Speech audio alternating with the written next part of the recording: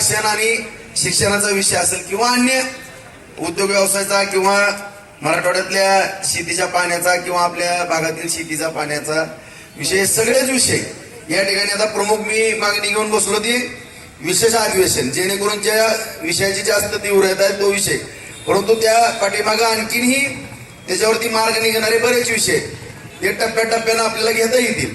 कारण एकाच ह्याच्यात सगळेच विषय एकाच दिवशी सुटतील अशातला विषय नाही. परंतु जी मी मागणी केली होती ती रास्त आहे.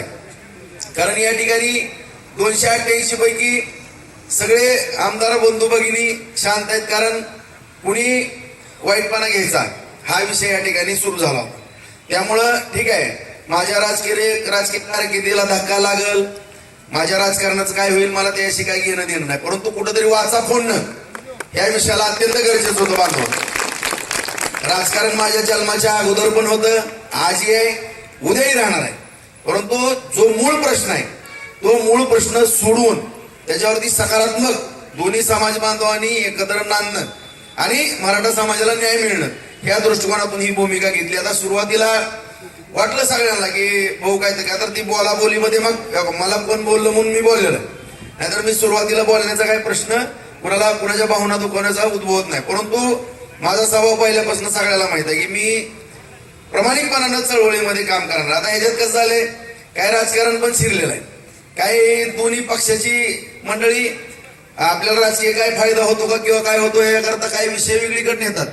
परंतु मूळ जो उद्देश आहे की आता लक्षात आलं ना सगळ्यांच्या, मी काय लक्षात आलं म्हणून मला मोठेपणा नका, मला काही गरज नाही त्याची. परंतु मूळ जी मागणी आहे ती मूळ मागणी जी सुटणार आहे आपली ती विधानसभेमध्येच, दुसरीकडे कुठं सुटत नाही.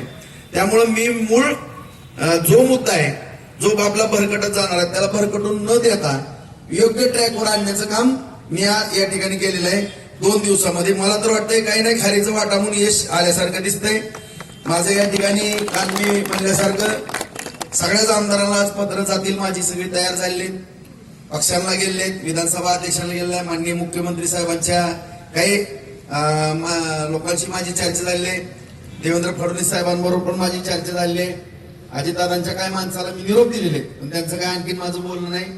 पालकमंत्र्यांनी सगळी चौकशी केली, कालही केली, रात्रीही केली. मला निरोप आला की आम्ही संध्याकाळी इथं 5:30 वाजेपर्यंत पालकमंत्री या ठिकाणी या आंदोलन ठिकाणी येणार आहेत. मी या सगळ्या भावना, सर्व मराठा समाज बांधवांच्या भावना त्यांच्यावरती कानावरती पोहोचवणार आहेत. त्यांनी सगळ्या शासनालाही त्या पोहोचवाव्या आणि या ठिकाणी सकारात्मक निर्णय घेण्याच्या दृष्टिकोनातून त्यांनीही प्रयत्न करावे आणि त्यांनीही सगळ्या मराठा समाजाच्या आमदारांची बैठक बोलवावी.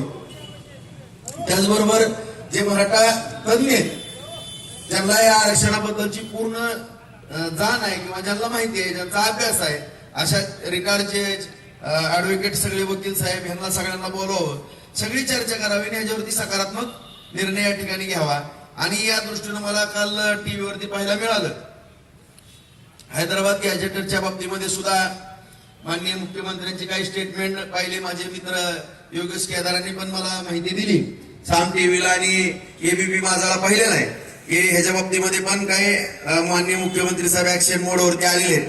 आणि अशा रीतीनं या ठिकाणी सगळ्यांचाच उद्देश एक आहे, फक्त आपल्या